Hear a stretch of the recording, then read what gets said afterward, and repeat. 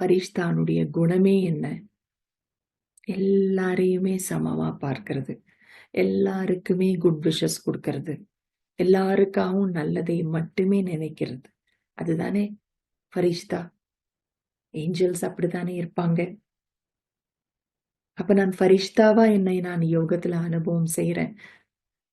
அப்ப என்னுடைய பிராக்டிக்கல் லைஃப்ல நான் எப்படி இருக்கணும்? நான் ஏஞ்சல் ஃபரிஷ்தாவா நான் இருக்கணும். அப்படின்னா என்ன? என்னுடைய முகம் மூலமா அமைதிய நான் அனுபவம் செய்ய வைக்கணும். என்னுடைய வார்த்தைகள் மூலமாக மற்றவர்களுக்கு ஒரு நல்ல செய்திய நான் கொடுக்கணும்.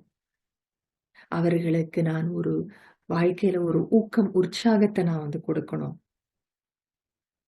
உதவி புரிபவர்கள் தானே ஏஞ்சல்ஸ், ஃபரிஷ்தா.